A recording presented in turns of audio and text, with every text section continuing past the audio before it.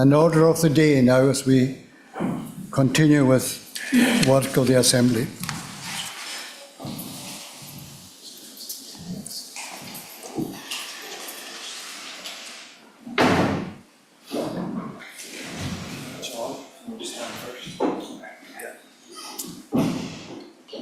Moderator, we're pleased to have with us a representative from the Reformed Presbyterian Church in Ireland, the Reverend John Coates, and I would introduce him to you and ask you to invite him to address the Assembly. Welcome, good to see you again. Thank you very much, Helen. A wee gift for you. Thank you. Yourself. Thank you. Good to see you. Probably haven't got many books, son. Well, moderator, fathers and brethren, I count it a real honour to be here this afternoon addressing the General Assembly. And all the more honoured knowing something of your illustrious history. I want to thank, first of all, the Principal Clerk for his invitation to come and represent our own denomination, and for all the provision he has made for us over the last couple of days. It's very much appreciated. Appreciate the ministry of the Word this morning and last evening as well. I have read that on such occasions as this, that it's good practice to bring an apostolic greeting And so when I thought about this, it seemed to me that it's not appropriate to bring Peter's greeting when he said, "Grace unto you and peace be multiplied to the strangers scattered throughout Pontus, Galatia, Bithynia, etc., etc." For though you are scattered throughout the UK, throughout Scotland and Ireland and beyond again, you're not strangers to us. You're certainly not strangers as far as the RPCI is concerned, the Reformed Presbyterian Church of Ireland is concerned. And they're not strangers to me also as its present moderator. The Reverend Trevor Kirkland, his congregation in Ballyclare is practically next door neighbours to my congregation at Kelswater. In the past, I've had the privilege of being involved in a week of meetings up in Scalpa with your moderator, and that was a really great time. I'll never forget that period, and I thank for the invitation. I have fond memories of the Reverend John J. Murray and Mrs. Murray coming to my own church and staying in the manse on a couple of occasions. We had great fellowship with the two of them at the time. I know some of you also through my association with the Hudson Taylor Ministries. And even that scattered congregation as far away as Braga in Portugal is not a stranger to me either. Last year, my wife and I were holidaying in Portugal, and we deliberately planned that we'll be in Braga over the course of the weekend to be able to attend the morning worship there in Braga. And it was a blessing to see just how the Scottish Church, yourselves, had transplanted into the Portuguese context. And it appeared to be a healthy congregation, and we went away very encouraged just by the minister and the folk there. The ties that we share, of course, go beyond denominational and personal. They're much wider. We share, and it was expressed this morning by your moderator, that we share in the state of our country and how it goes at large. And so my report today from our own denomination could be as simple as this. Like FCC, like RPCI, your report to us at the Synod will be very similar to what my report is going to be to you today. Like yourselves, we are experiencing as a church the collateral damage of God's judgments upon our nation, our United Kingdom at large. We're experiencing the collateral damage of our society, given by God over to a reprobate mind, to do those things which are not convenient on account of society not liking to retain Him in their knowledge. And all the fallout of that is what we're experiencing like yourselves.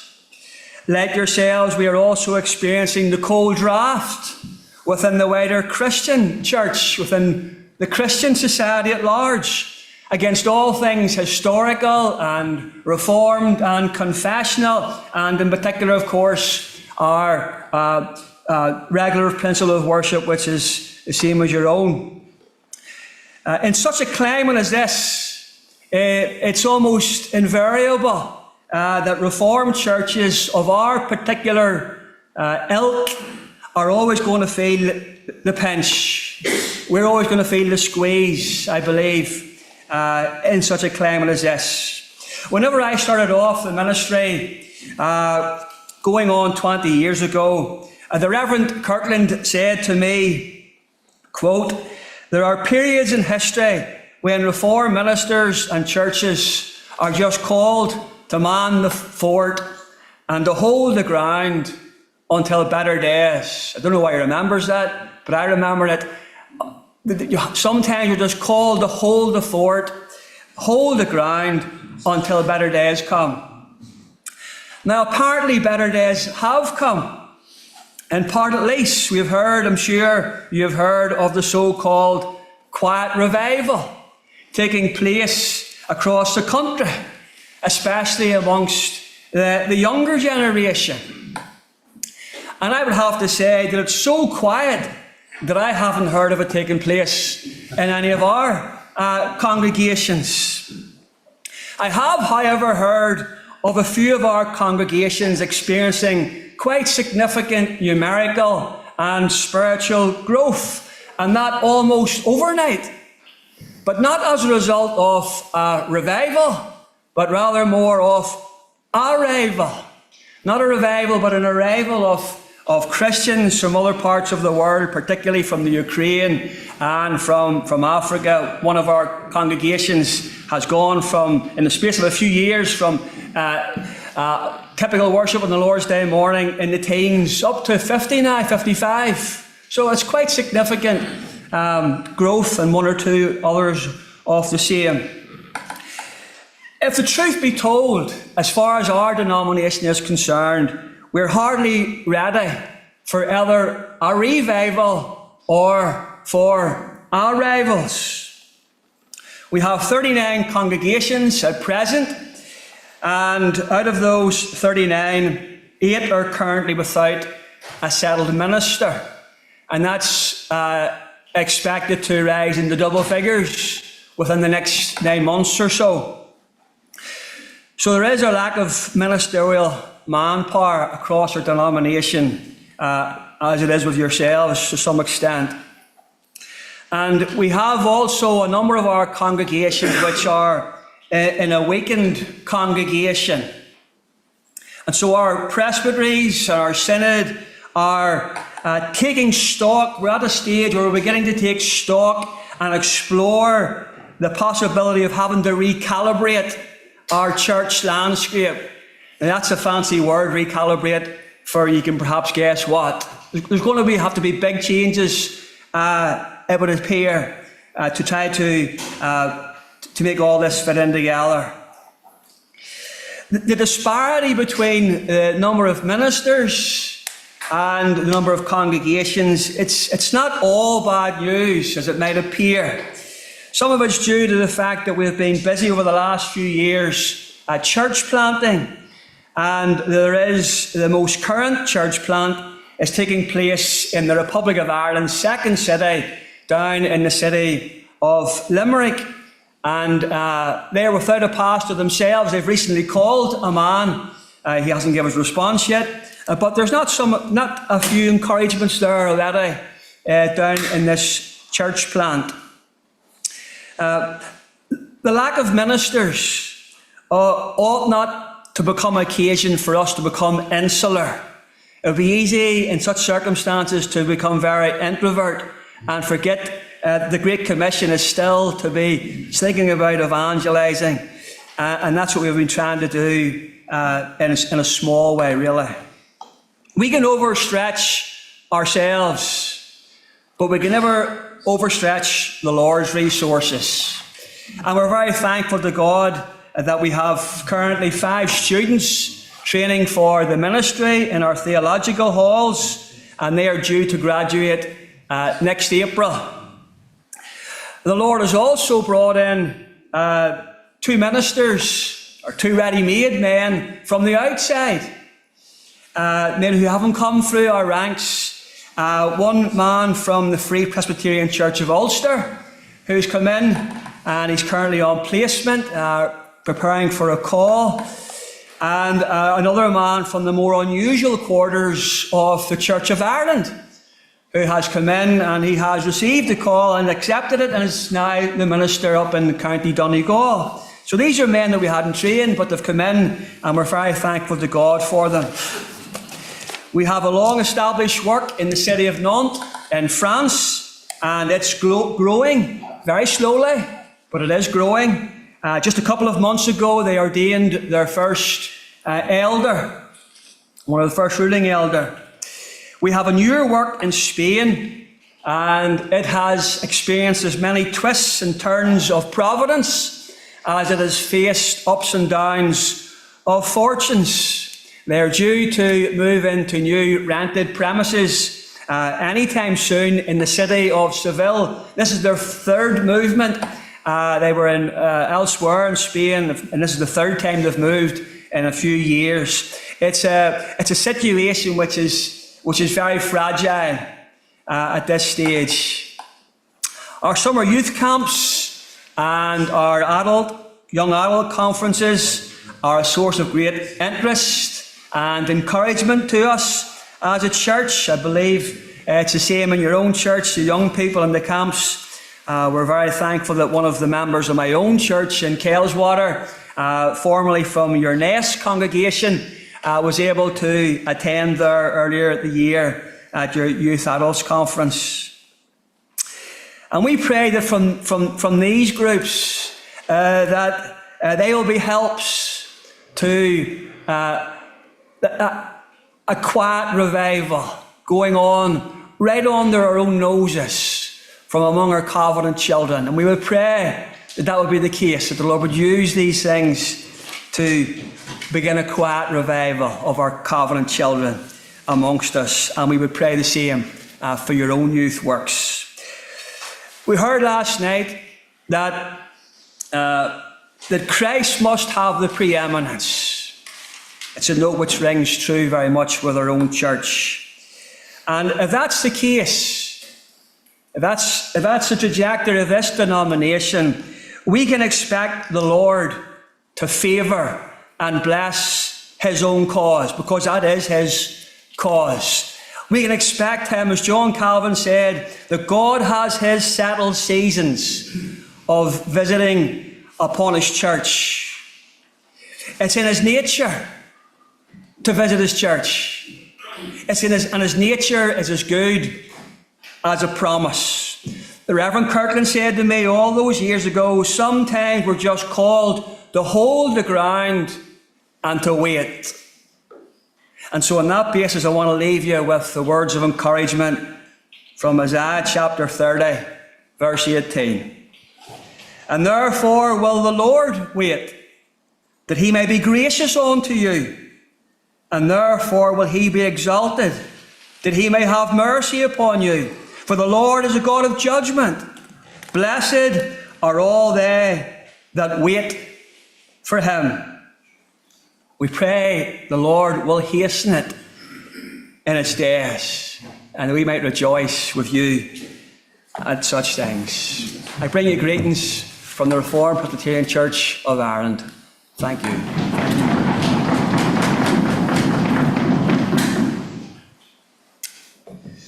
Moderator, keeping with an Irish theme, we have the Reverend Paul Flynn, whose southern lilt might be a little bit softer than our northern tones. Mr. Flynn is representing the Presbyterian Reformed Church, and I ask you to invite him to address the assembly. Mr. Flynn, welcome again. Good to see you. Please. Thank you. Moderator, fathers and brethren, it's a wonderful privilege that I have here today to address you all on behalf of the Presbyterian Reformed Church. I know it might be very confusing. It says United States, and I'm an Irishman. I'm not from America. My wife is American. But we're blessed to be in Stockton-on-Tees. One of our congregations is on Stockton-on-Tees, and I was really looking forward to coming here for quite some time to see many people who I will say across this room, who I would consider my own personal friends. People across this room who have helped me in many different ways. And so I want to quote here from Psalm 133, verse 1, which says, "Behold, how good and how pleasant it is for the brethren to dwell together in unity." And I'm sure you know that Psalm 133 speaks of that foretaste of heaven to come, that delighting blessing, unity. We share so much in common. I don't know if you know much about the history of our own denomination. It was largely formed in 1965 through the influence of Professor John Murray. Another major influence in our denomination would be William Young.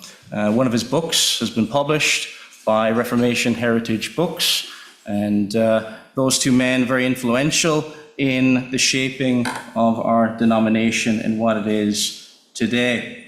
And we're a small denomination. We have a number of congregations, as I've mentioned already. We have one in England, we have one in Canada, and we have 4 in the United States, in New Jersey, Rhode Island, Des Moines, Iowa, and one in North Carolina.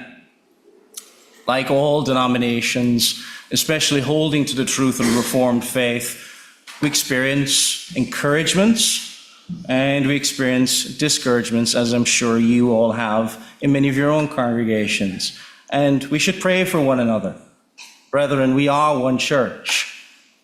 And the challenge for us all as one church is to behave like one church, to love one another, to care for one another, because Christ has shed his blood that we would be set free. He loved us. He gave himself for us. And across our denomination, we've had some wonderful encouragements, especially last year, the great privilege of going over to New Jersey, our Corbin City congregation over there. And there's been a lot of encouragements, lots of families, lots of catechizing. And we need the Lord's blessing, don't we, on all these things? Because without the Lord, we can do nothing. We need the outpouring of the Spirit of God to help our preaching, to help us with the training of the future generation of ministers. Our brother John Coates spoke about the need for ministers. It's a problem across this world. And speaking of unity, we both hold to the entire Westminster Confession of Faith. It's a very important thing in our day, that we keep to not just portions of the Westminster Confession of Faith, but to the entirety of it. And that's why it's such a privilege for me to come here and address you here this day, because I know that we share that in common. We sing the same Psalter as well, the 1650 Scottish metrical Psalter, which has been such a blessing to us. We, as a denomination, we owe so much to Scotland. We owe so much to the Church of Scotland. And when I say Church of Scotland, I don't mean the established church. I mean the true Church of Scotland, going right back to 1560, that has been faithful to the Reformed principles that Knox and Henderson and others have held to. Brethren, I'd like to encourage you, as my brother John Coates said, we need to press on, we need to keep going. Sometimes, yes, we need to hold the ground. That's not easy. It's not easy to hold the ground. We need to come alongside each other, spend time with each other. And when we come alongside each other, you know, we often discover, I'm sure you've discovered it, I'm not alone. I'm not the only person going through these struggles in the ministry. Many other men face very similar things to me. And so in a time when we are probably social media, all these things that are happening in our world, we need to make friendships, build relationships. And I pray over many years we will strengthen our ties with your denomination. And we'd ask you to pray for us as we pray for you. Thank you.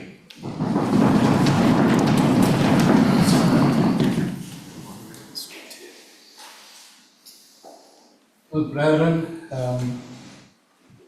what could go wrong with a Paul and a John with us today? It's going to be a blessing to follow that. And John, I hardly recognized you when I saw you yesterday. I didn't expect you, or maybe I should have expected you to say, well, you haven't changed a bit. But I think that's not true. But it's good to have you and to have that sense of our need, and also depend much upon each other as Christians together. And as you were told us that you heard from a revered old man some time ago, you have to hold the ground. And that is what we need. And again, that Paul has also mentioned these things. So together we have to go forward. It is a case of going forward. We hold in the ground, yes, but we mustn't retreat either, and we have to seek to go forward in God's strength. So I pray the Lord will bless you, and that whatever He has for you, that you would know is leading. I'm not going to repeat all that. No. I'm sorry, Jim. Yeah. Just to say, brethren, that we've met quite a long time ago. I didn't recognise him when I saw him. First of all, I'd stop for a minute. And as I said earlier, he has changed, but he probably was thinking about me. I haven't changed in the last 20 years. That's not so. So anyway, John, good to have you with us, my brother. And here's a small volume of the seminary journal. Thank you very much. Much appreciate that. Thank you. Thank you. Paul, it's good to see you again as well. The mic, Kenny. Oh, You come round here. I'm a Luddite. Yeah, I'll come over. That's it. So again, that Paul is not a stranger, I think, to most of us here. I think you were here last year as well, were you? Or the year before? No?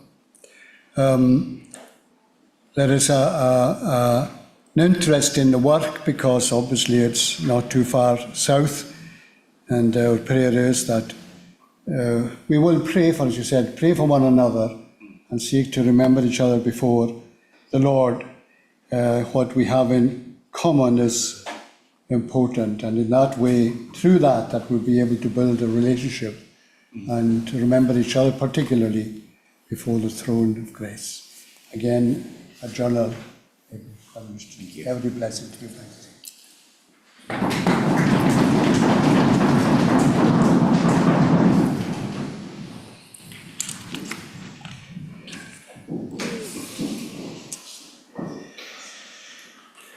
Brethren, the next item on the agenda is the report of the Committee on Finance and Sustentation. Mr. Gracie.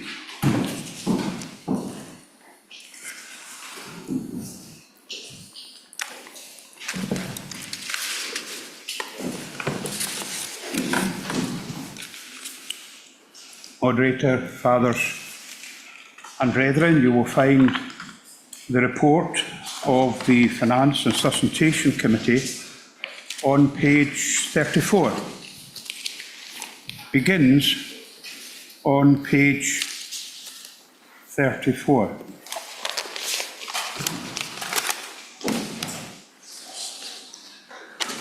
The committee, of course, are appointed to be stewards of the finances of our church.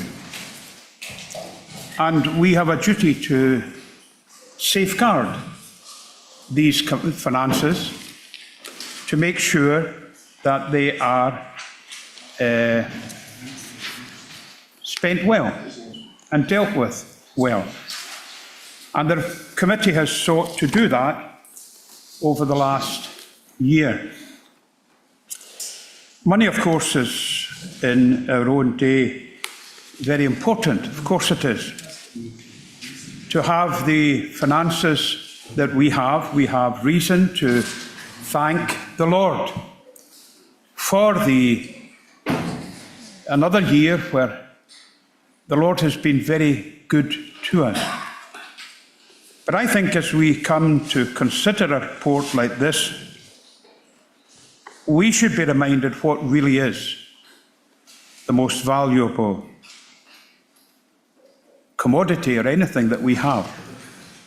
And it's not money, it's not buildings, it's not property, it's not a bank account. The greatest asset that we have is the gospel and the constitution of this church. We have been handed down an inheritance whereby we have a faithful rendering of the scriptures in the pulpit. We have a confession of faith that has been handed down to us over the last 400 odd years. We have worship, the singing of God's word, handed down to us. So many other denominations value them that very little, but we should be valuing all of that more than anything, because we are able to maintain the gospel, maintain the worship that we believe is God-honouring in different parts of the country. The Lord has also blessed us with faithful people. Our congregations are getting smaller, and yet our faithful people continue to support the gospel and our denomination, our congregations up and down the length of Scotland. And we should be thankful that we have faithful people who will give sacrificially to God's cause. That should always be a means of thankfulness to us. The Lord has given us more than that. The Lord has given us those with an ability to help the committee. We have a General Treasurer, and I'm going to ask the General Treasurer later on to take you through the accounts. The Lord has given us a very competent General Treasurer, and we should be thankful for all the work that he puts into these accounts. We have a very competent financial administrator in Donna Norris. The Lord has given us someone very competent there. And once again, we have to remember that the Lord has given to us a clerk of the committee. Murdo Murray, once again, does a power of work in helping to put these accounts together. And believe it or believe it not, gentlemen, I actually quite enjoy being convener of this committee because it's a pleasure to work with Murdo Murray. It's a pleasure. We get a lot done together, and I'm almost on the phone to him every other day. If he doesn't phone, I think there must be something wrong. So we owe a debt to Murdo Murray as well. When it comes to the accounts, I'm going to ask Murray Mackay, our very competent General Treasurer, to present these reports. I'm going to mention the stipend, and Dr. Naylor, who is part of the Stipend Review Committee, is going to speak to it once the report has been presented. So we do thank all who have taken part and helped through the past year. There are just one or two things that I want to draw to your attention in the report itself. The first is that the General it's recommended that we declare an equal dividend of 26,500 from the 1st of July. Now, that was recommended by the Stipend Review Committee. We remember that a stipend is not a wage. It's not a wage. And in fact, because we're able to afford an increase at this time, the Stipend Review Committee have recommended that, and we have gone along with that. In days to come, the stipend could just as easily go down if that was necessary. But at the moment, we are thankful to the Lord that we have the ability to increase the stipend. And as I say, Dr. Naylor will address that when he's speaking to the report. There are simply two things that I want to draw to your attention today. And the first is the budgetary planning. Budgetary planning. We would thank all the conveners of all the committees, for presenting their budgets, and all the budgets have been approved, with the exception of the home informations, and that will be the subject of a supplementary report, so I won't discuss that here. But we do remind all the committees that if you're going to spend or are attending new work, then you should be, and it's costing over £500, then you should be notifying the Finance Committee. Not that the Finance Committee dictates what you can or cannot do. That's not why that is there. But you should be notifying the Finance Committee so that the Finance Committee itself can do its planning and everything. Now, that being said, the Welfare of Youth did not do that, so we've drawn that to attention, but that we've not put in our report that should be refused. It should simply go with the Welfare of Youth report when it comes up, but we draw that to your attention. But this year, the Finance Committee has, in fact, is suggesting that we do our budgets in a different way. I've maintained this for a long time, and I'm glad that the committee is bringing it here today. Because what was happening before was that if a committee wanted to introduce some new thing, they put it in the budget. And it would come into this assembly in the budget. And sometimes that's only what it was. Now, I don't know about you, but you must be very boring if you sit and look through all the budgets of these committees here at the Assembly. You must have a very boring life. Very few people sit and look through all these budgets. But things can pass through the Assembly just because it's in the budget. What we are saying is that in future, the Finance Committee will not allow anything to go in the budget unless you can identify that the Assembly has already approved it, or something that you can justify it.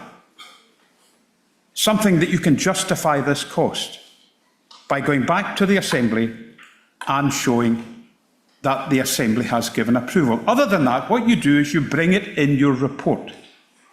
If the Assembly approves it, and the Assembly will know exactly how much it's going to cost the denomination, then at the June meetings, that's added on to your budget. But it means that everything that goes in the budget will have to have approval by the Assembly. And the Assembly will know what it is that they are actually approving. The second thing that I want to draw to your attention is what was, the committee was last year entrusted with, because it's the sustentation, we sustain the ministry, we were asked to look into bringing ministers and probationers into the denomination. It seemed a very simple thing to do, but in fact, when we looked at it, to bring someone into this, an individual with a wife and 3 children, for example, into this denomination, into Britain with a visa, will cost you between £25,000 and £30,000. That's the cost of bringing someone in. Now, the committee had to ask itself, what do we do? Our view was that £25,000 is £25,000 in the bank. But a minister preaching the gospel is far more valuable to this country than ever money is. And therefore, we had to look at a way in which we could bring men from France, there's one, I think, from Italy, America. How are we going to do it? Well, you could ask congregations to do it, but many of the congregations that are calling these men are small congregations. They can't afford it. So what we did was, and we are suggesting is, that for a man to get himself into this country, that's the way it always was in the Training of the Ministry Committee. If you're coming over here, you get yourself in. Once you're in, we take responsibility for it. So someone coming in will be responsible for their visa to get in. Once they're in the country, the denomination will take up the cost. Now, to do that, we need to be a licensed sponsor of people to come into this country. Our denomination needs to be licensed to do that. And that costs a one-off payment of £574. That's a one-off payment. Once you've done it, our denomination will be able to bring people into this country. We're a sponsor. Now, the committee took the liberty of asking the legal committee to proceed with that, because that is that's the bit that takes a long time. Once you've got that, you sponsor someone, you need a certificate of sponsorship, which is £525. You need to pay that. The big one is the immigration healthcare surcharge, which is over £1,000 per person per year, and 776 for a child. In total, the visa fee for the minister could be £3,800. For the denomination, £14,000. Simply to get someone in. And that will get you in for 3 years and a month. You have to reapply to get your 5 years. The gist is that it will cost around £23,000 for the denomination to bring someone in. But there again, the student coming in, is he going to have the money to pay for the visa? £3,000 could be, over £3,000 could be a lot of money. So what we're suggesting is that they pay for the visa to get in, but the denomination will give them a loan. Payable, repayable over 3 or 5 years. They just pay it off their stipend. And that way they can come in. The denomination pays the rest, but they would come to an agreement that that's over 5 years, written off over 5 years. So that if they're here for 3 years and they leave, they would have to pay 2/5 of the health care. Because it's only right that, while the denomination will pay it, we would expect in paying that amount of money for them to be here at least 5 years. Students used to do that with student loans. We're just simply saying they don't need to pay it back. If they stay the 5 years, every year 1/5 of it's written off, and there's nothing then left for them to pay at the end of the 5 years. The visa, they pay we'll pay that for them, but they just pay that off the stipend over 3 or 5 years, the actual visa cost. That, gentlemen, is the proposal with regards to bringing ministers and probationers in. Could I, moderator, with the Assembly's permission, ask Murray Mackay, our General Treasurer, to address the Assembly on the actual... Agreed. Thank you, James.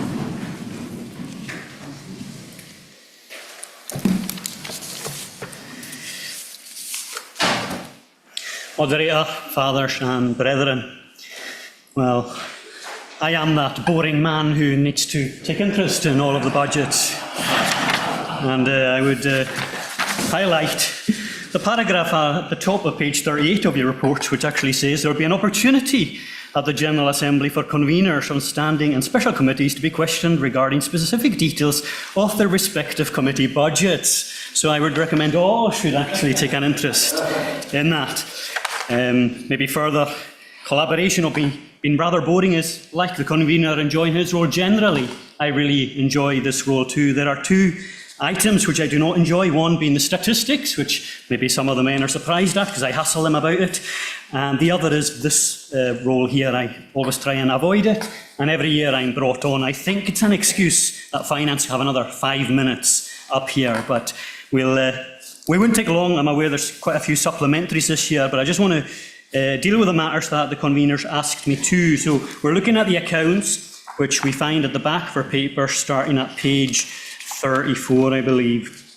Now, if we turn to the reports rather on 34, the accounts are at the back.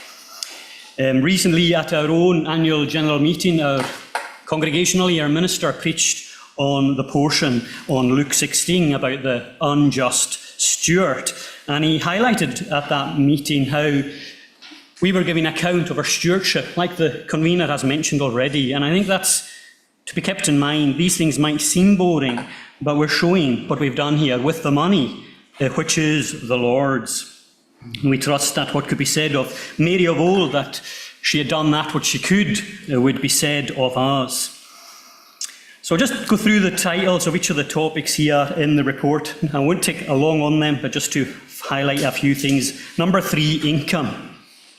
We got the table here on page 35, which shows the income that the denomination has had over the last 10 years. Remarkably, despite the ageing demographic in our pews, the givings have continued to remain relatively stable, and we are thankful to the Lord for that. Within that paragraphs, you'll see reference again made to the legacies, and they can be quite substantial. We're grateful for the 3 legacies received during the year, and we commend, obviously, the booklet associated with the legacy. Turning to gift aid, section 4. Gift aid is really, really valuable. At present, over this past year, the gift aid accounted basically to almost 5 ministers. That's a substantial amount if we were to lose that. Now, as congregations become registered locally, the onus is going to fall on them to do that locally, and we're aware that that's going to cause potential further work. We trust that if they need any help, they can contact the Treasurer's Department, but we would commend those who have done it, and we would recommend that they submit that claim as soon as possible. And bearing in mind the April remittances that we've circulated, it would seem that some congregations have maybe retained their gift aid locally rather than remitted it all centrally. I would encourage, where possible, that they would continue the practice of the past and remitting it all centrally. As an aside to that, to those who are concerned about the work that's going to land upon them, the auditors at the closeout meeting referred to the fact that there is some sort of potential for a bureau where we may centrally be able to undertake that for those locally who are having struggles. I've not looked at that yet, but there should be that potential. Turning to expenditure then, we have again a table there on page 36 which is showing the main cost of our expenditure is the cost of the stipend. Now, why do we highlight that? We highlight that, I trust, is because, not because we're saying the ministers are costing too much, we can't afford our ministers, but we're showing the significance that we trust we are being good stewards, that we see the main thing is the sustentation of the ministry, and we're quite happy to be able to spend that money on our ministers. That shows the table, the relative percentages of expenditure on payroll in comparison to the overall expenditure. Turning to page 37, you have again a breakdown of our missions work, which is obviously not unsubstantial. And finally, on page 37, you have a note of the net assets, where we're pleased to report that in God's goodness to us, we are in a very healthy position. So overall, we again much thankful to the Lord for everything seems to be being provided for in the Lord's mercies to us, and we trust that we will continue to be faithful in our carrying out of our duties and spending that money. Before I turn and make a few comments on the statistics, which generally is my domain as well, I just want to put on record my own personal thanks to the financial administrator who the convener mentioned, Mrs. Norris. We hear often in a negative term of yes men, those people who just do everything that they're told to do. And I'm pleased to report that Mrs. Norris isn't a yes woman. Oftentimes she comes back with me to confirm things and question me, and I really appreciate all that she does. She's one of those in the background who we maybe don't see, and she does a pile of work for me personally and for the denomination as a whole. We're grateful that the Lord has provided such. I'm always amazed when we look back over 26 years now, although we've got a small denomination, the Lord has provided those with the necessary gifts pertaining to the work required. Just before I finished, a quick few notes on the statistics. I'm glad at least one individual noticed it was the 2024 statistics that were incorrectly included. I trust you've got the 2025 stats. Just a few things to take notice on. I'm not sure, was it the retiring moderator, I think it was last night, rather the moderator this morning, who made reference about the midweek prayer meeting attendance and the significance of it. And it does take an interesting reading when you refer to the figures there of our midweek prayer attendance compared to the membership roll. There are, of course, reasons for that, but that could be a reason for concern and prayer. The other thing that I noticed myself, and it's worth noting, if you turn to page 44, or rather 45, where there's an analysis of the movement in the membership over the years. We see in the UK here, the deaths of our members, 99 deaths recorded, professions 10. So we see our membership roll generally is declining, which is obviously a concern. Maybe even more concerning as we go along the table there, the baptisms in the entire UK denomination, 6 baptisms, and very starkly in the Outer Hebrides, not 1 baptism. So these are reasons for concern, and we trust the Lord will be pleased to raise up a seed and a church for himself. So with these notes or comments, I commend the work of the clerk, the convener, the clerk, and the work of the committee to the wider prayers of the church. Thank you.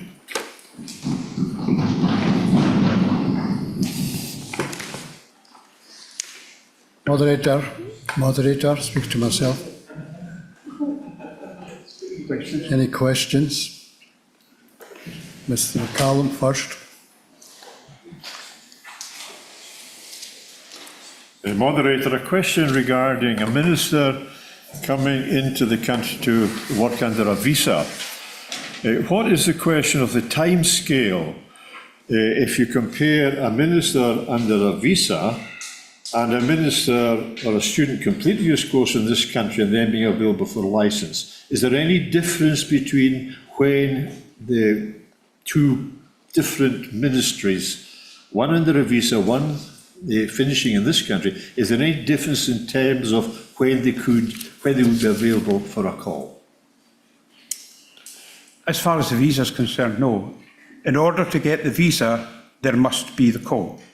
It can only be applied for once a call is signed. Once a call is signed, the Finance Committee would put it forward to the Legal Committee, who would put in the application, and the application takes about 2 weeks. Before we could, though, moderate, before we could present for an application, we must first of all be accepted as a body that can do that. And that application is in. That's the one that takes about 8 weeks. It was submitted about 3 weeks ago, and it might not take the 8 weeks. So I would expect that as a denomination, we would be authorised to sponsor people coming into this country within the next 3 or 4 weeks. After that, once the application's in, it takes about 2 weeks. Point of order. This is legal committee stuff, not finance committee stuff. The question with regards to timing, that's legal committee, not be Thursday. Okay. I'm sure. Mr. Creasy wants to do it for me now. No. I'm sure that you accept that. And No, I accept that, yeah. it's just that Mr. McCallum's questions are always needing a double answer to them. So. Clearly, when the computer first asked, an answer the legal says. Okay. If the legal gives a different answer, that's where the problem is. You've been warned. Mr. Keddy.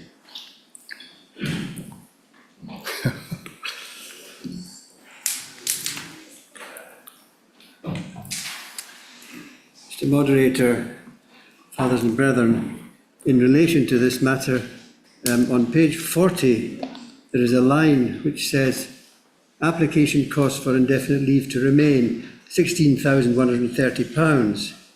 Now, my question was, what happens after a 5-year visa is accepted, and does that imply that they would then apply for indefinite leave to remain in the first instance, and who would pay the £16,000 if it's £16,000 then? It is £16,000. It would be, well, that I think is still to be, that would need to be, that's for Friday, Thursday.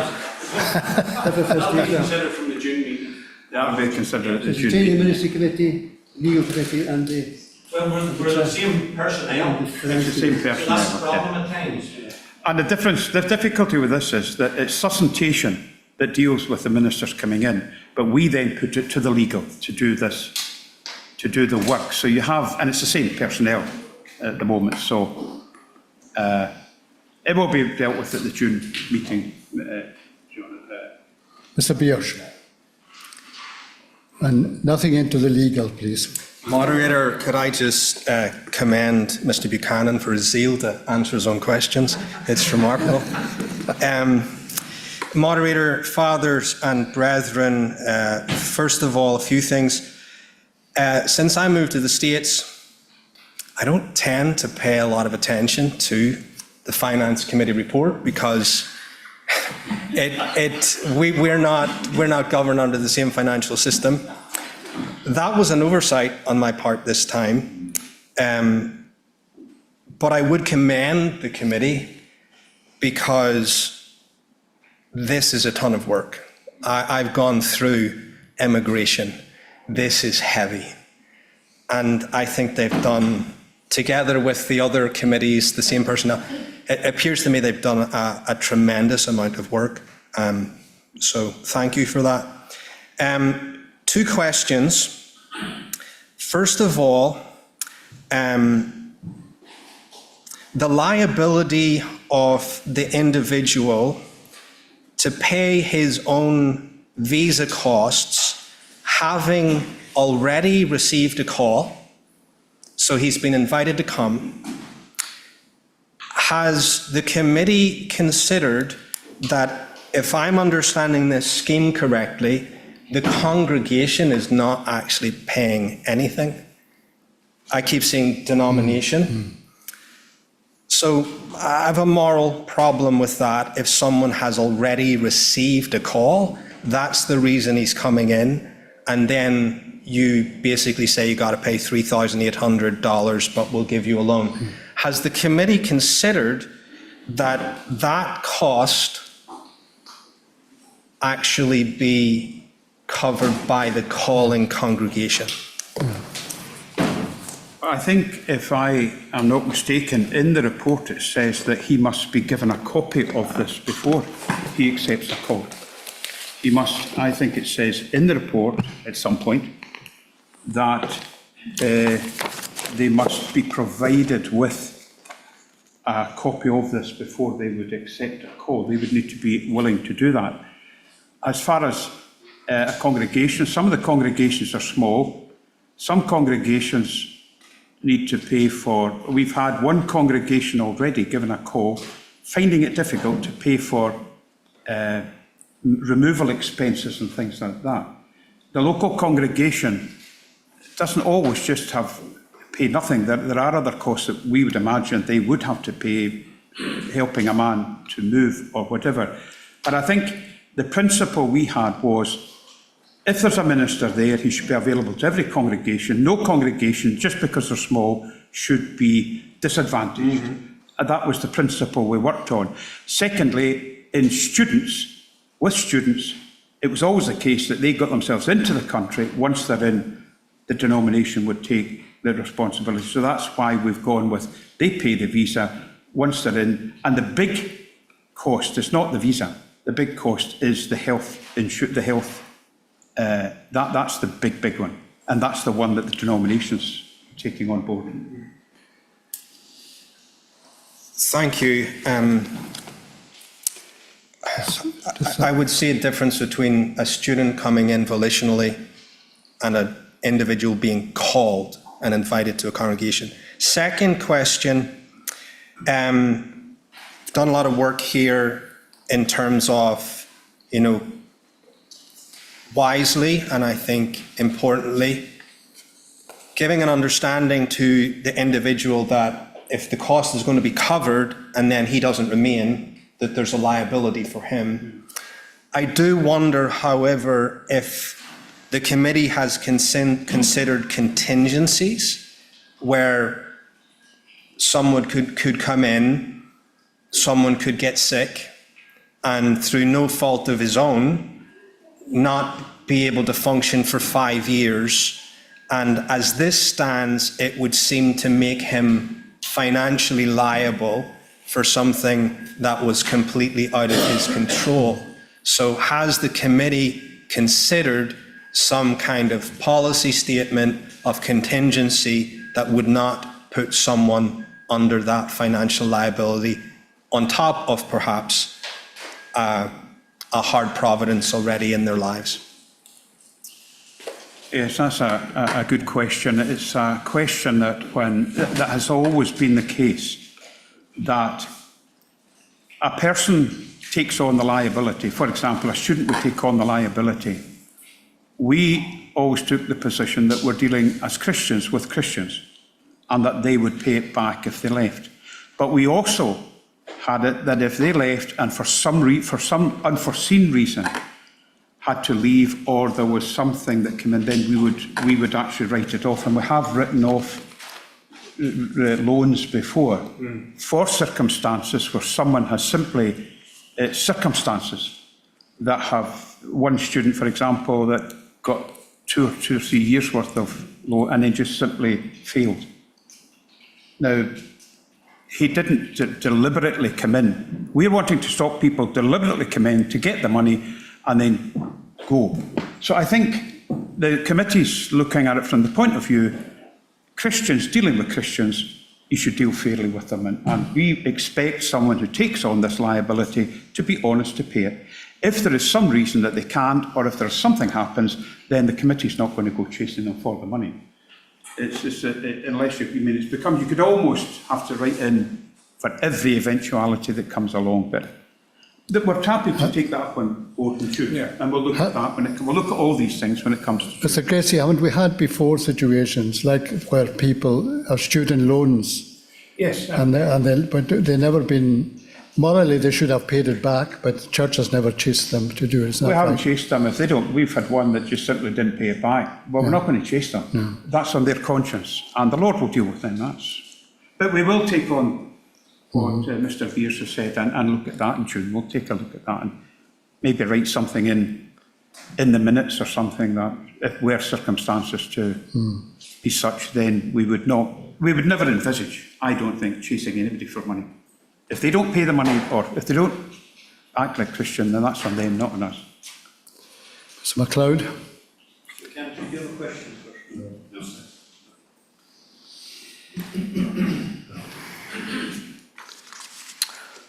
Well, thank you, Mr. Gracie, and thanks particularly for that section that we've been considering just now. As Mr. Beer said, a huge amount of work, very, very complicated, and we are much in the committee's debt. Now, there's no danger of me straying into legal territory, but there is danger of me straying into the supplementary report territory here. And if I do, I'm sure I'll be brought to heel pretty quickly. I might have just picked this up wrong, but the rules governing budgets, the new rules governing budgets, you come to the Assembly, you get approval of Assembly, or you are able to point to some previous finding of Assembly that would allow this to happen. My concern is it doesn't seem to leave any room for eventualities. Now, I am thinking here particularly of missions, but it probably applies across the board. It's a long time between a General Assembly and the next General Assembly, and particularly in relation perhaps to missions, things just happen, things unforeseen, things out of our control. And some of them, they do need some money, often not a great deal of money in the grand scheme of things. My question, I suppose, is there any flexibility here? Maybe there is, and I missed it. But that is a concern. We're talking here about issues that would be proposed by a committee. If, for example, a committee has already had someone approved as a worker somewhere, take Pullman Foreign Missions Committee, a worker has been approved, and then they come back and say, well, we need more to help that worker do his work. They would not need, that would just go in the budget, because you can attach it then to the fact that there's already been a decision to have a worker, and all the attendant costs, they don't need to even come to this, they just shove it in their budget, and that would be accepted. If they come, however, for another worker, completely new, then that needs to come to the Assembly. Your question is, what about emergencies? There's always been the case that if there is an emergency, the committee pays it. In the last year, we had an emergency with illness in Sri Lanka that had never been budgeted. We immediately paid that because that was an emergency, and that's always been the case, and that covers all the committees. And we're very grateful to you for helping so quickly, you know, when we had that problem with illness. So if there's approval in principle, what you're saying is if there's approval in principle, there is flexibility on some details. If we need, you know, we've got a worker approved for some role, but we're going to need a bit of more help to get this up and running. As long as you can attach it to a decision of this Assembly, amen. Okay, thank you. If it's new work altogether, then it should come in here. Yes. It gets approval, and maybe attendant things to that approval can then go in the budget subsequent to that. Okay, that's helpful, Martin. Okay. Thank you, Mr. MacLeod. Any other questions? Yep. He's the convener of Home and Foreign Missions Committee. Thank you, Moderator. It follows on from the previous question, and I was going to ask us anyway.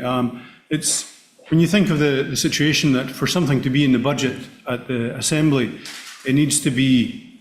Make sure it's a good photograph. My wife complains about the photographs you take of me.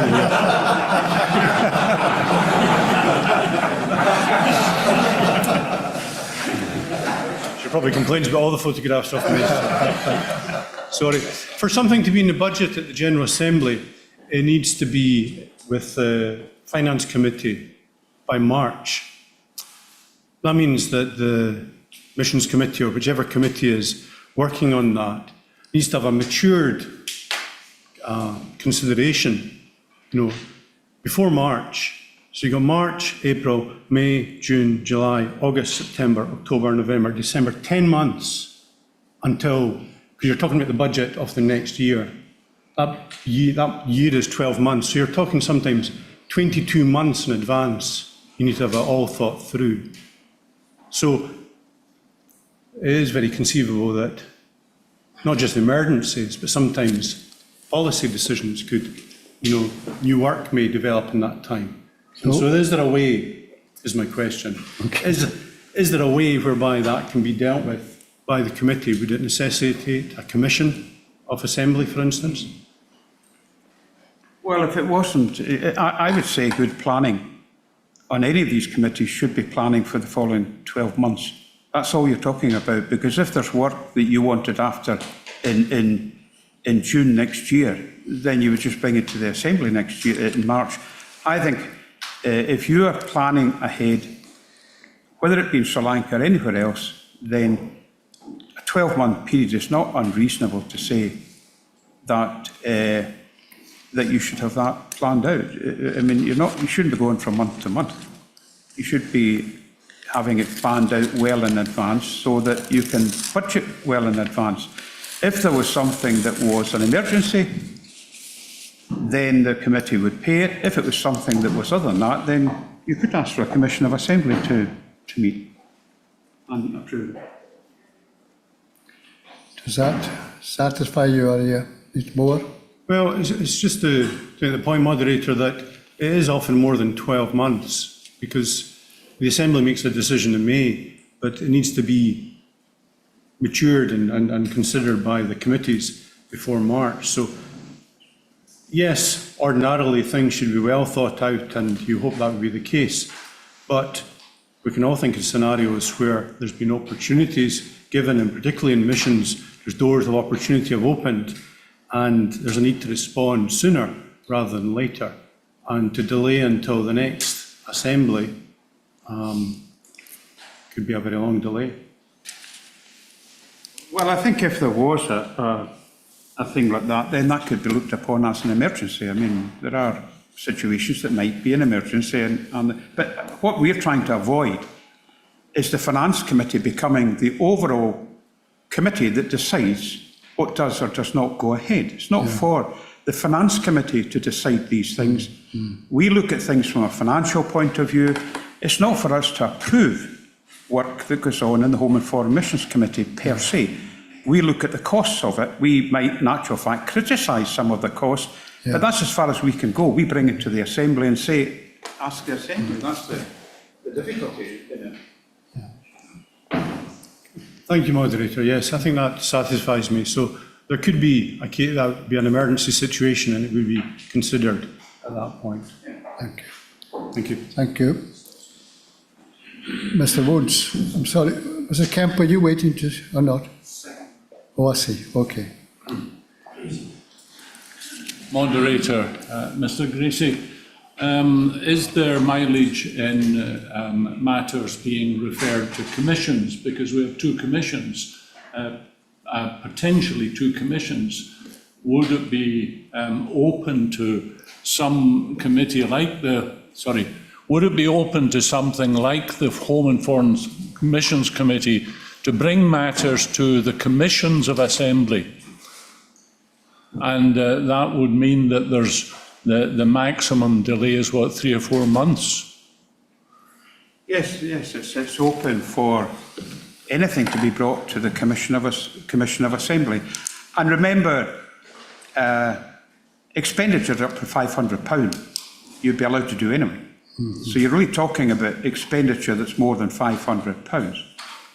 If there was expenditure less than that, then the Finance Committee would look favourably upon that. Other than that, you can't bring it to a commission. Any other questions? Well, Casey. Well, I would move as in the print, moderator. Okay. Second.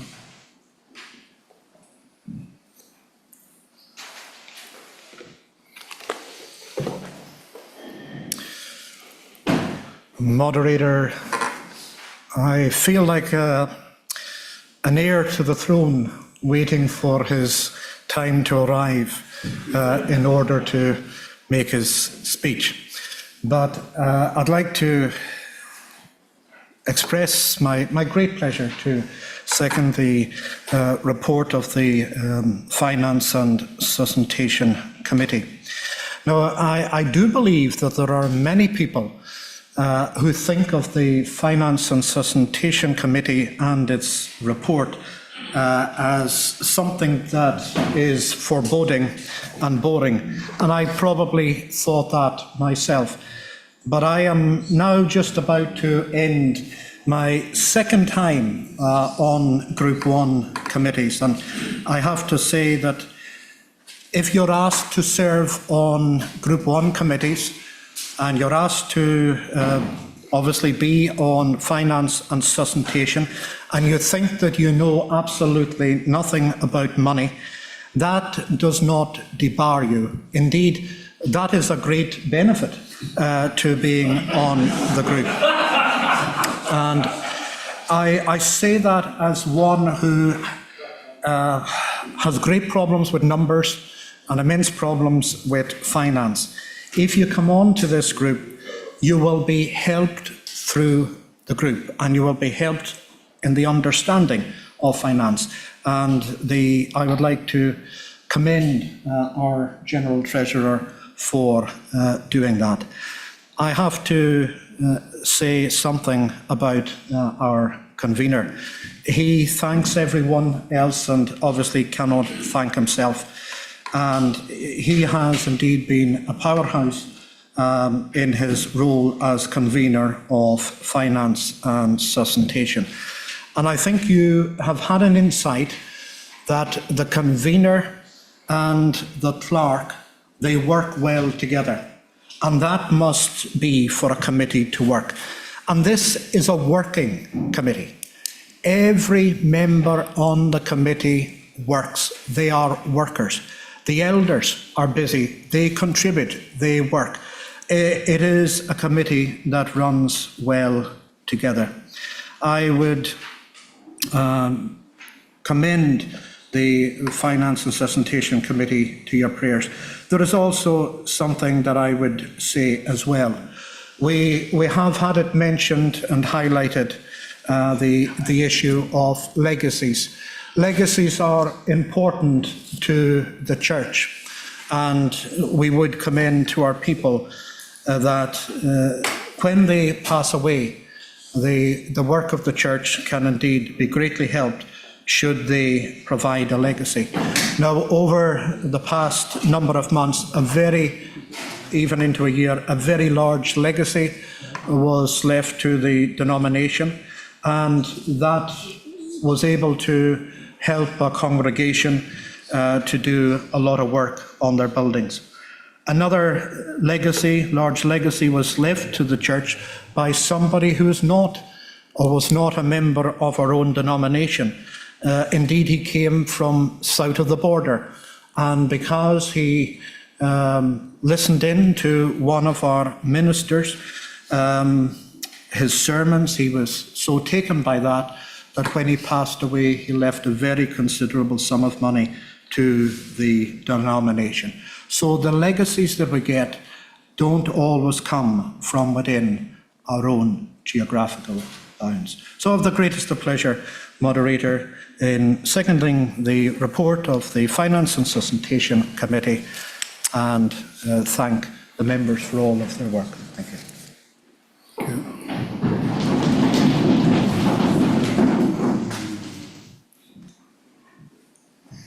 That are all speakers, and we've had it seconded. I think there's a place you want to sum up. Yeah, so there's speeches. Oh, sorry, I didn't see you.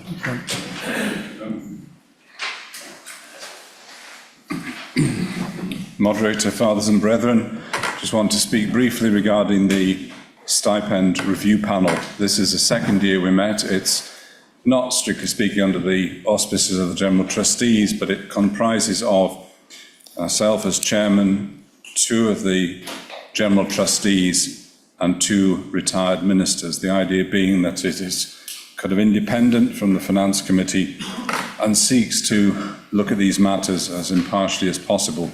In order to do that, we were provided with very helpful financial information regarding the accounts of the church and the general financial position of the denomination, and we also had to hand information regarding the what we call the CPI, Consumer Price Index, so basically the rate of inflation over the last number of years. And very briefly, for those that are interested in the statistics, between 2015 and 2026, the UK CPI rose by 39%.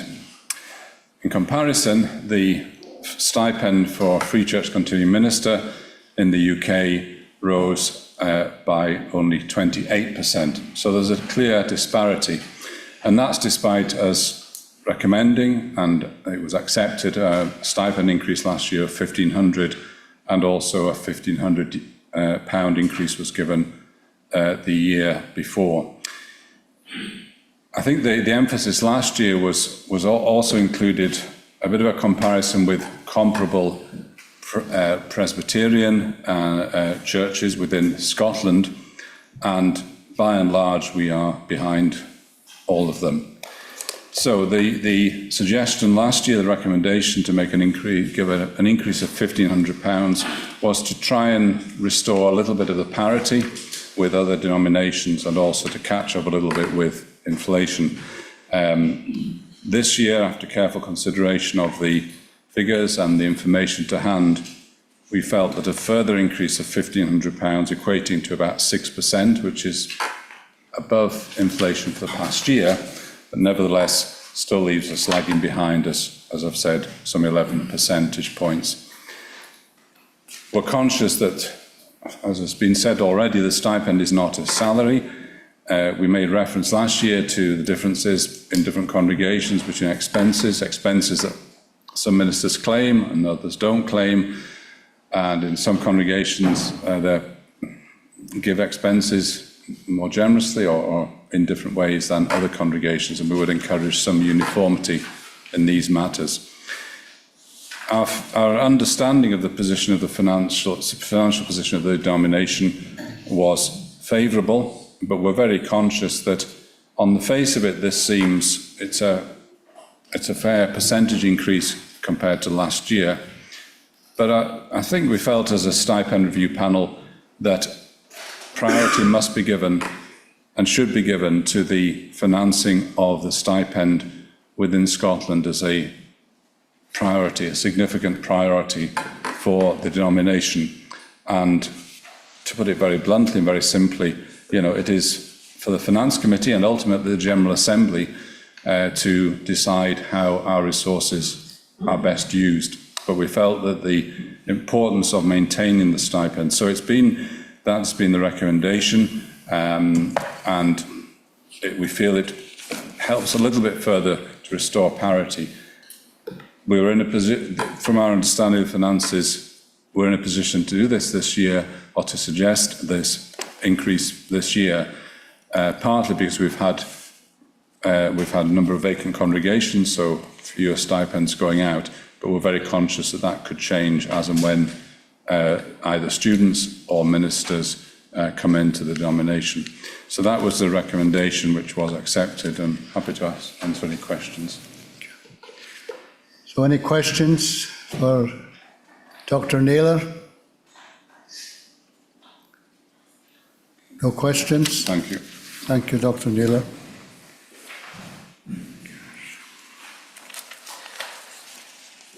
Speakers?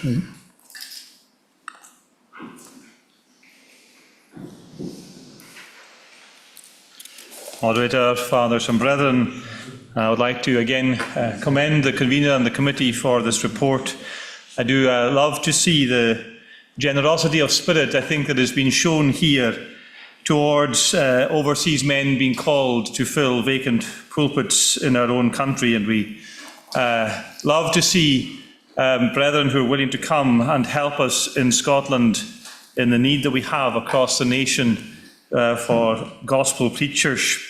I would urge the committee to continue in that spirit of generosity in every way that they can. And the Lord has put us in a position where we are able to cover some of these large costs, and we're thankful to Him above all for that.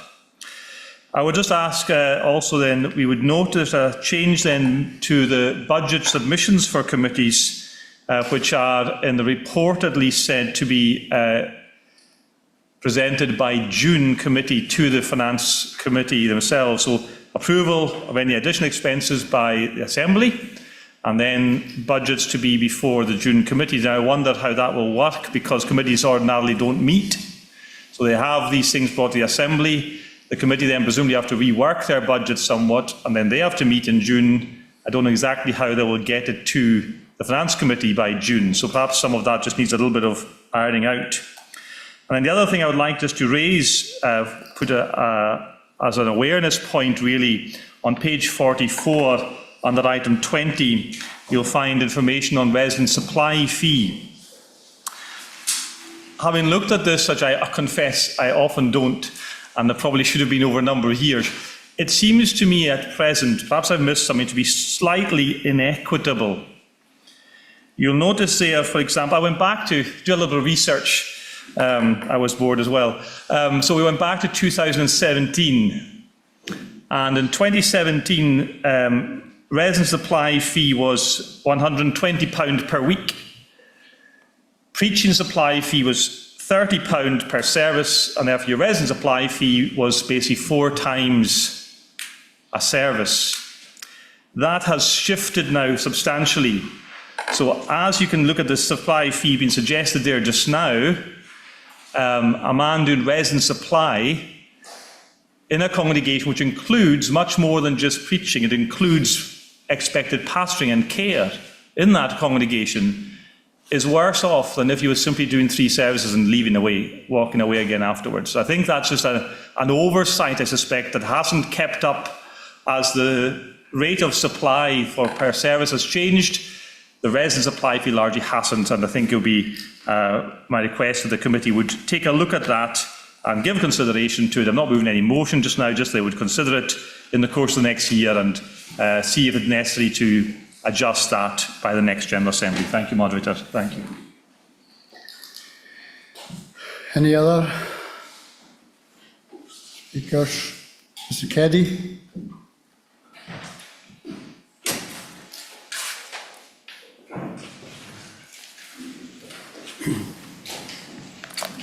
Mr. Moderator, fathers and brethren, I return to this matter of the immigration. It's a concern, I feel, because, well, we have to know what we're doing here. So I would suggest that we need to hit a, shall we say, caution button or a pause button before progressing. I'd just like to put what I feel in 3 or 4 questions to think about when we're looking at this issue. Okay. The first question would be, how much do we know about these men, and how much do they know about us and our culture as a church? It's just a question. The 3-year visa may be followed by a 2 to 3 year visa application with additional costs. These are detailed on page 40. Supposing the ministers, as they would be, given that the basis of the application is a call to a congregation, supposing the ministers were in a position to apply for a 2-3 year additional visa, what would happen then? Would they automatically apply for indefinite leave for remain, and who would pay for it? And what is involved in it? What time scale is involved in that? Third question is, would there not be additional costs of immigration to calling congregations or to a minister? For example, costs of moving. What would the costs of moving be from overseas? Maybe a considerable cost. Who pays for them? I'm just raising questions, understand. There's also costs of furniture, fittings, cars, and so on. Who pays for those? Another factor is how you assess and measure the suitability of such ministers for our congregations, or how the congregations consider their suitability. Do the ministers realise, for example, how fragile some of our congregations are? It's a simple question. So I think that there's other questions on my mind as well, and concerns, and I laud the desire for men from overseas to come and help us in response to a sort of Macedonian cry. I'm not saying anything in relation to men that may be involved in this who may apply, but nevertheless, I think there's a lot here to consider, besides what's in the report here and the finding or the proposed deliverance. And there's also, of course, the proposed deliverance in the legal committee one as well. So I'm not quite sure where the decisions will be made. But I just thought I'd raise these questions with you, particularly to consider some wider issues than just what's in the deliverances. Thank you. Thank you, Mr. Keddy. Mr. Biersch.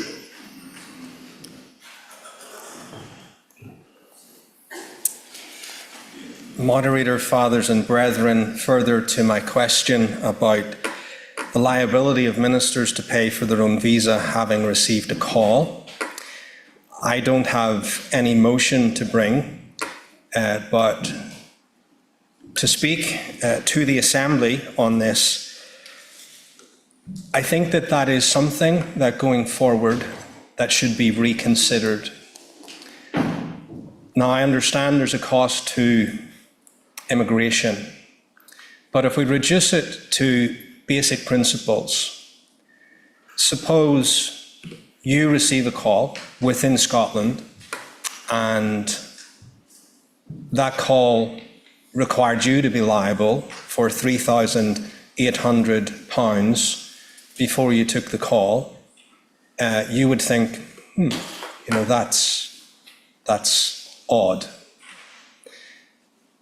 Okay, well, a minister is not a British citizen, but the congregation, in seeking a minister prayerfully, has given that person the call.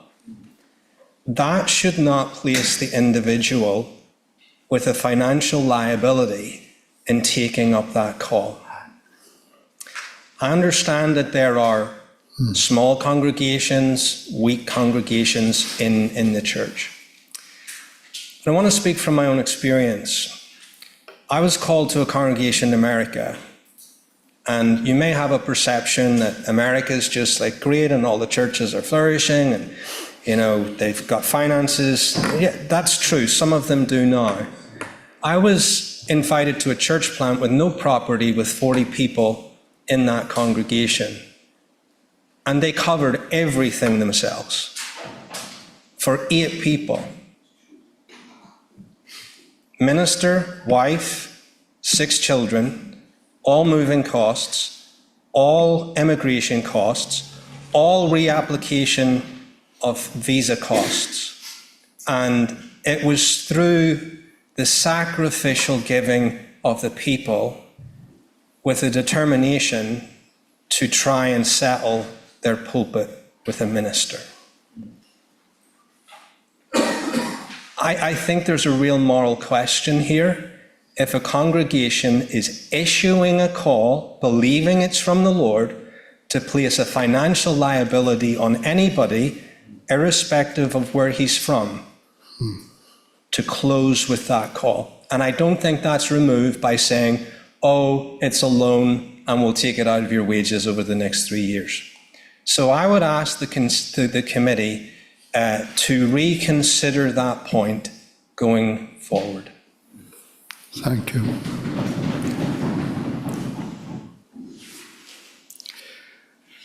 Any other speakers? Thank you, Mr. Casey.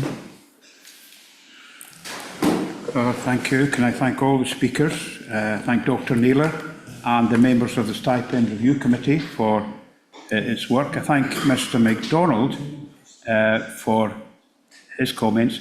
I think the idea is that these will be costed at the Assembly, and therefore the committees themselves don't really need to go to the Finance Committee. They should already have it from the Assembly itself. The idea will be that committees will come with whatever they're already costed, and it's that then is added to the budget. Could I thank Mr. Keddy? Some of the questions he's asked will be for legal, but it's also for presbyteries to time. And Mr. Beers, I can sympathise with what Mr. Beers is saying, and we most certainly will look at it in June. But I do think that some of the congregations would not be able to afford to pay a stipend and the best part of maybe £30,000. However much you might like to do it. That's all. My point was just... Well, if you're saying that they should be paying all the costs, the whole cost of 30,000. No, I didn't mean that. So are you meaning that the denomination then takes up the 3,000 as well? Right, okay, I'm happy with that, yeah. No, sorry. The denomination's covering the bulk. But the 3,000 would... The 3,000 that the congregation was calling him Right, okay. may contribute. Yeah, well, we'll discuss that in June, Victor, so thank you. Thank you, Mr. Casey.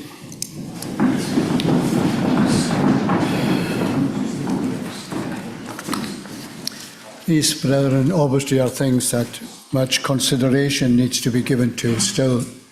And it's good to hear them and the different views that each may have.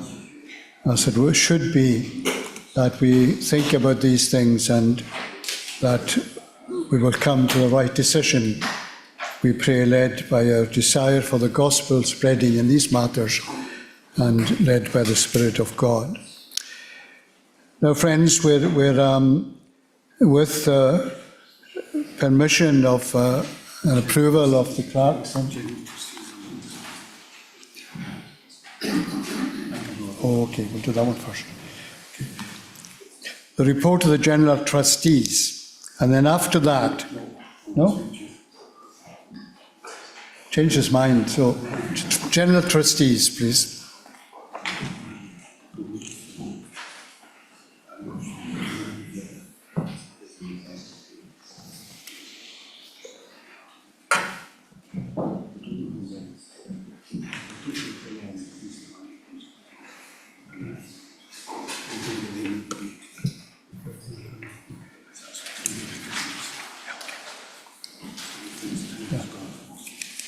Sorry, Moderators, Father and Brethren, I just briefly wish to present the report of the General Trustees, which you'll find on page 85 of the Assembly Papers. The work of the trustees and the report is it deals with fairly routine matters, but they are still very important matters. The trustees have an important position and responsibilities both legally, in terms of civil law and charitable law, and also relevant General Assembly legislation. So we do have an important responsibility overall for these matters. Basically, we covered through the year involvement in the signing off of the annual accounts and audit thereof, an end. also gave advice regarding Oscond HMRC registration through the General Treasurer. During the year, the property at 85 Old Edinburgh Road was sold. That was, as you remember, that approval for that was given at the last General Assembly, and we're particularly grateful as General Trustees to the help of a number of individuals on the ground, Mr. Murdo MacDonald, one of our trustees, and also Mr. Ian Martin, one of the local men in Inverness, for practical help at that time, and the property was sold in December 2025. Due to Mr. McCallum's advancing years, and no further comments required on that, he was forced to retire last year. I'm sure he would have loved to have carried on, and Mr. Alistair Madison has taken on the post of Vice Chairman of the General Trustees. The General Trustees are greatly helped in their work by two men in particular. Mr. John Gillis, who is a trustee, a General Trustee, but also the Clerk of the General Trustees, certainly keeps me right and keeps up-to-date minutes, and when we need to have meetings and so on, we're very grateful to him. But we're also very grateful to Murray Mackay for his excellent help and guidance on financial matters and statutory matters relating to the accounts, and also to Mrs. Donna Norris, and we do record our thanks to them. The deliverance, but that's the report as written. Thank you.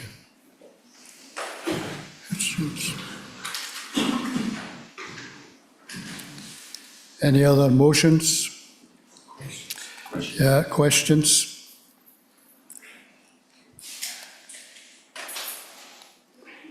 No questions? Okay, so I move as in the proposed deliverance on pages 86 and 87.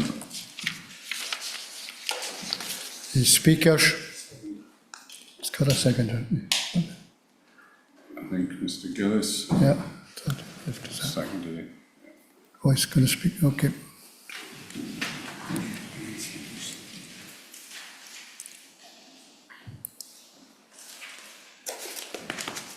That's basically to second the report. Yeah. Moderator, fathers and brethren, I hereby wholeheartedly second the report.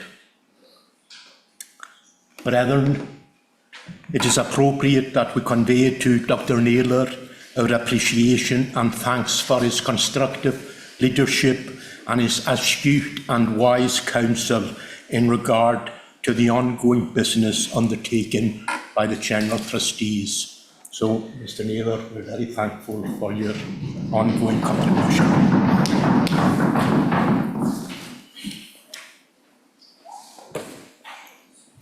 Speakers?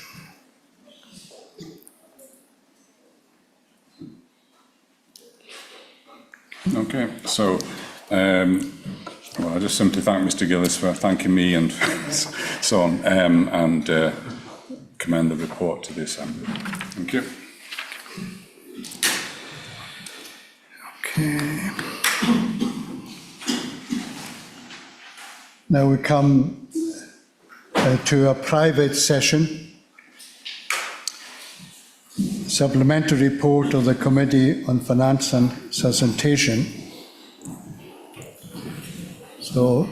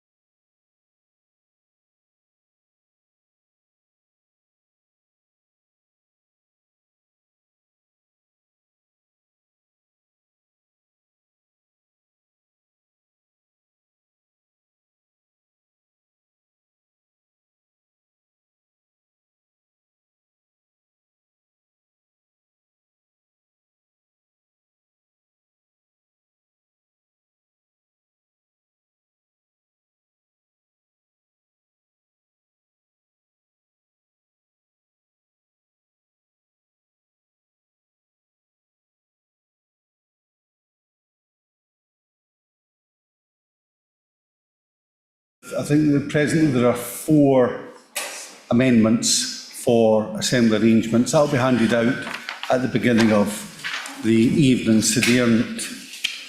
I now call for motions in regard to the reports of the public questions, Samedi, training of the ministry, and home and foreign missions. So if there are any amendments, these should be submitted now. That is public questions, Samedi, training of the ministry of missions, home and foreign missions.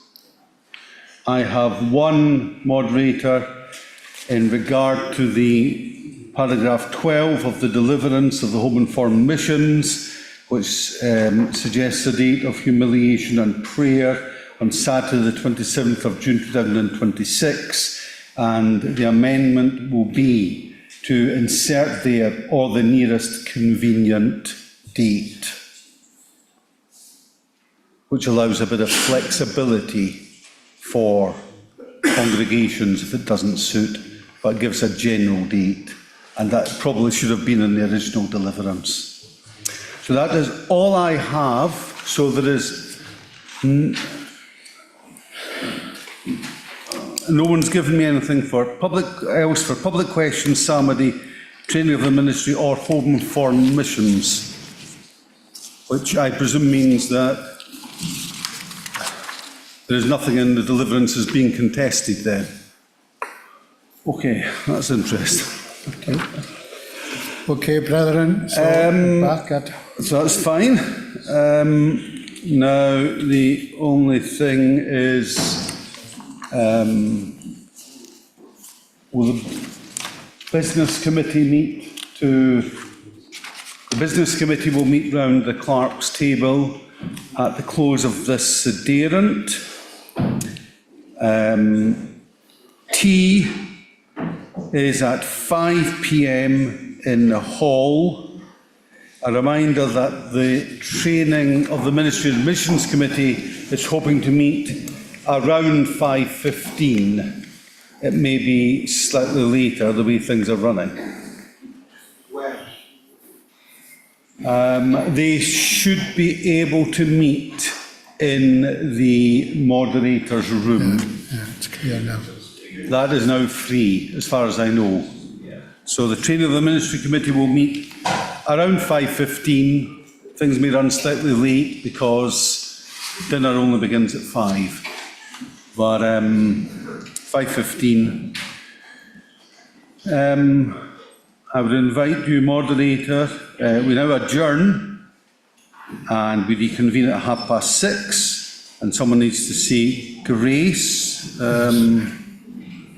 Okay. It will be said here because it's a buffet style, isn't it? Yeah.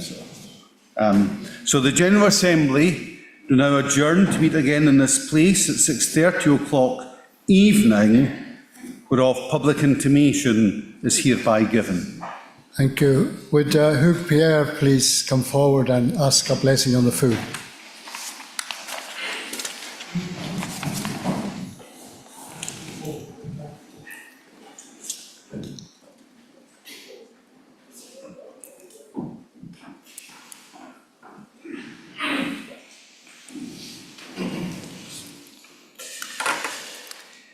Our Lord and God, we praise Thee and bless Thee for this new Sederunt and for the business dealt with by the house. We praise Thee for the peace in this assembly, and we so much value our communion one with another as member of the same church, the same denomination, but members of the same mystical body, the body of Christ. And we value still more our sweet communion with Christ. And from Him we have all the wonderful blessing of redemption and it is also through him that all the temporal and more common blessings come to us.